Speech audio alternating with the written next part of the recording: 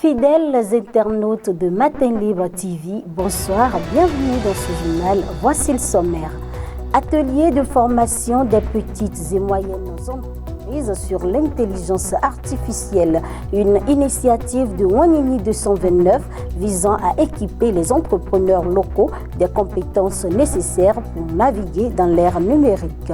Le Parti Les Démocrates a réagi aux propos du député Benoît Degla concernant les exigences du code électoral, des propos tenus lors de l'émission Matin Libre Politique sur nos antennes. Plus de précisions dans un instant. Après un an de gratuité, les bonnes dames occupant les marchés les nouveaux marchés payeront désormais un montant de 600 francs CFA par jour dès le mois de juillet prochain. Voilà pour le sommaire.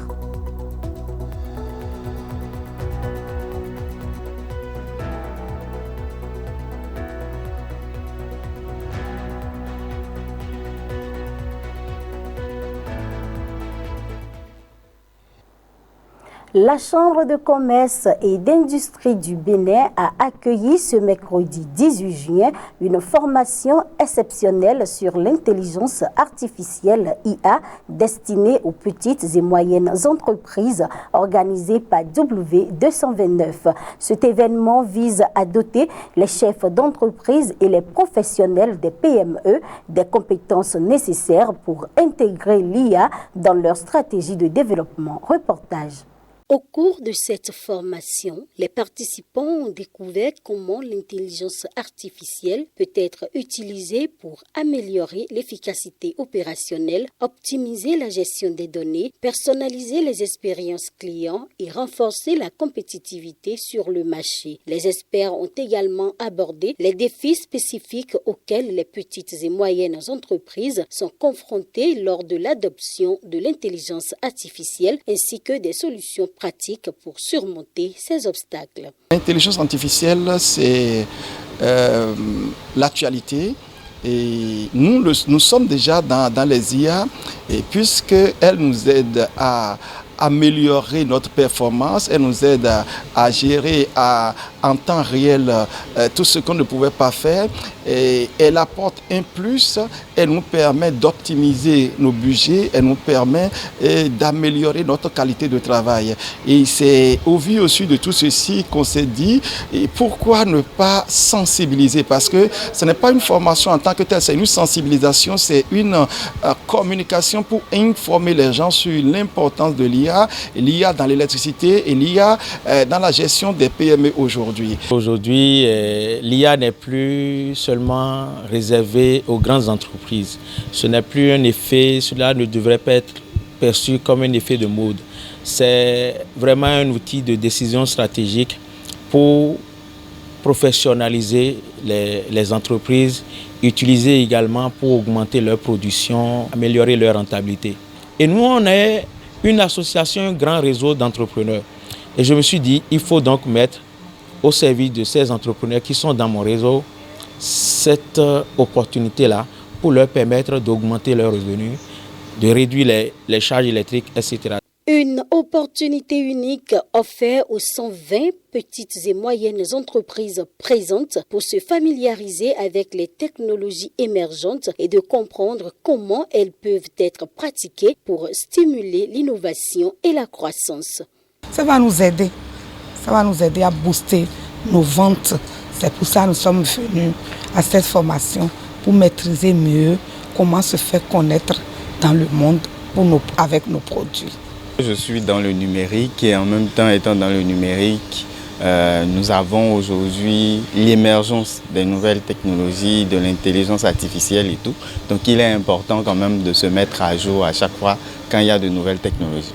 Cette formation sera tellement bénéfique pour nous, les petites et moyennes entreprises. Comme je le disais, nous-mêmes, nous pouvons manier l'intelligence artificielle dans nos unités de transformation en montant des petits trucs, en organisant des petits trucs en ligne pour se faire connaître et faire connaître nos produits. C'est la meilleure car, comme le formateur l'a dit, si vous avez une entreprise et vous ne vendez pas, vous finirez par fermer cette entreprise. C'est clair que ça va être avantageux, cette formation D'autant plus qu'en réalité, on est en train de parler de l'intelligence. On va beaucoup apprendre ici et forcément ailleurs, bien sûr. Donc, on ne va pas rater. Ça va nous aider en fait à améliorer nos pratiques, à robotiser un certain nombre de choses. Donc, tant qu'on n'a pas l'information, on ne pourra vraiment pas tirer profit de cette nouvelle technologie qui est en train de prendre aujourd'hui. Après cette journée de formation, les participants auront droit à un suivi afin de mieux cerner ce qui leur a été enseigné. Il y a un après-formation qui sera de faire profiter à chaque entrepreneur un diagnostic pour voir le problème spécifique que lui a, en fait de lui offrir une solution adaptée, réaliste à son domaine d'activité en fonction des résultats qu'il est en train de viser à atteindre. Wanini 229 s'engage à contribuer à la transformation numérique et au succès à long terme des petites et moyennes entreprises. Rendez-vous le 26 juin prochain à Parakou pour donner la même opportunité aux petites et moyennes entreprises du Septentrion.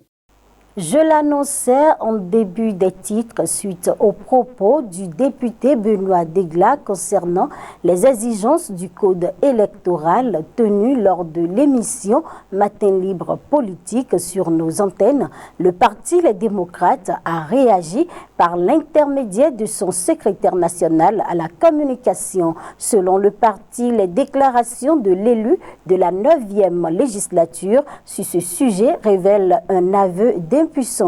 Je vous invite à suivre un extrait de la déclaration du parti Les Démocrates.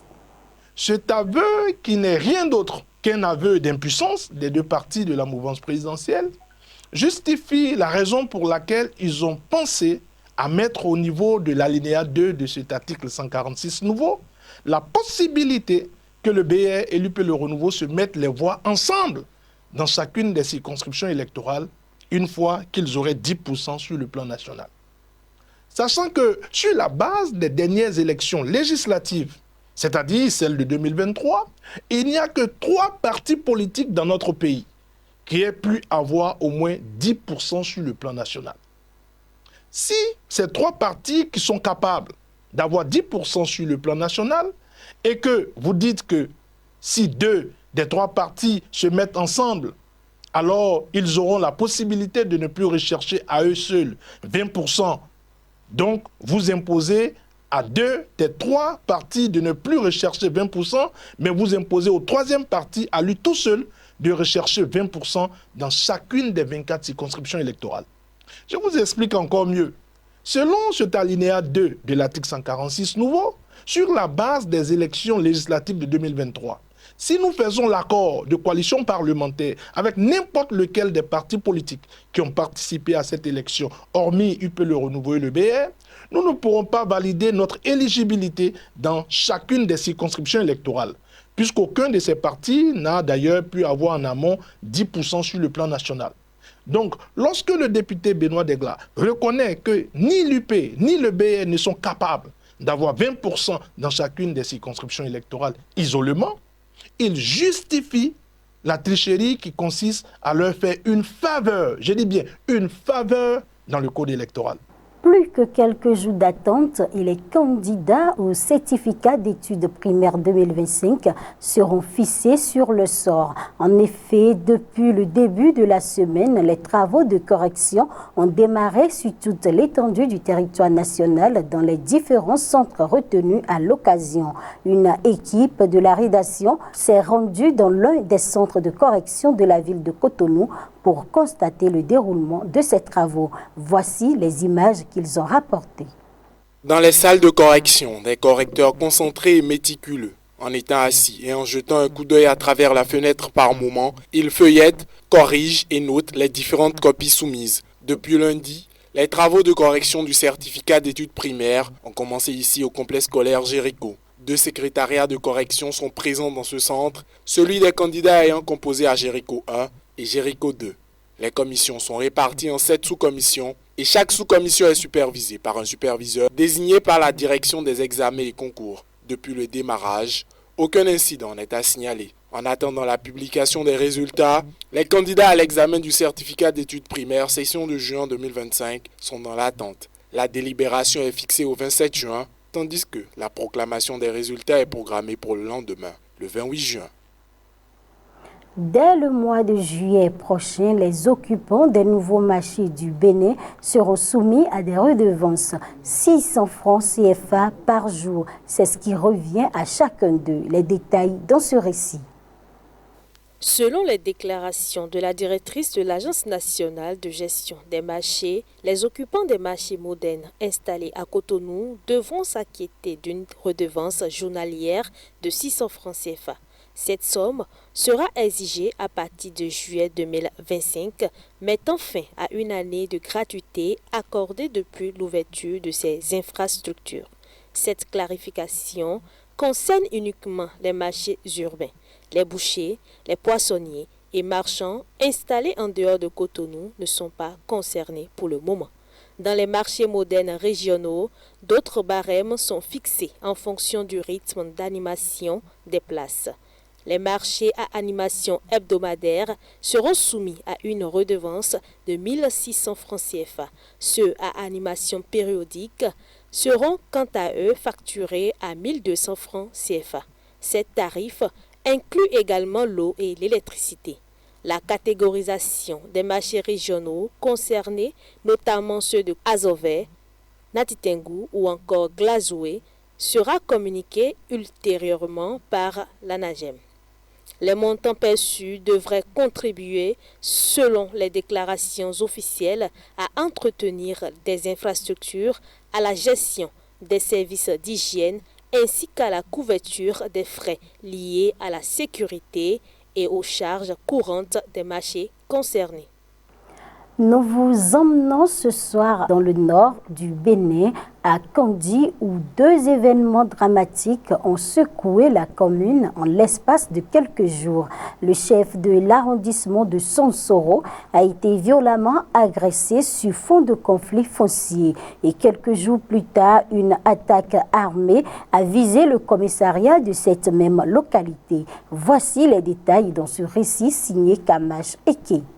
Vendredi 13 juin à Oyorgou-Bansou, une région reculée de l'arrondissement de Sonsoro, le calme de la campagne a été brisé. Sani Barou Ami, chef de l'arrondissement, a été agressé alors qu'il s'apprêtait à labourer son champ avec quelques proches. Depuis son lit d'hôpital à Kandi, il raconte son calvaire. Ils m'ont attaqué à coups de bâton et de fusils artisanaux. Mon bras gauche est cassé. J'ai des blessures partout. Je ne peux même pas m'asseoir. Près de 60 individus auraient pris part à cette attaque. Un conflit foncier vieux de plus de 10 ans serait à l'origine du drame. J'ai gagné un procès en 2014. Ce terrain m'appartient légalement, mais certains refusent toujours d'accepter cette décision. En plus de l'agression, une somme de 300 000 francs CFA aurait été dérobée et les assaillants ont enregistré des vidéos forcées de la victime. Le chef de l'arrondissement n'est pas le seul blessé. Un de ses proches également agressé a été hospitalisé. Une enquête est en cours pour identifier et interpeller les auteurs. 3 jours plus tard, dans la nuit du lundi 16, le commissariat de Sonsoro a été la cible d'une attaque armée aux environs de 23 heures. Des individus armés non identifiés ont incendié plusieurs motos appartenant aux agents de la police républicaine. Heureusement, aucun blessé n'est à déplorer, mais les dégâts matériels sont considérables. Les forces de défense et de sécurité ont été déployées pour sécuriser la zone. Une opération de ratissage est en cours pour retrouver les assaillants. La paix ne signifie pas l'absence de conflit, elle signifie la capacité de gérer les conflits de manière pacifique. C'est la fin de ce 20h. Merci pour votre fidélité et n'oubliez surtout pas de vous abonner pour être au parfum de l'actualité.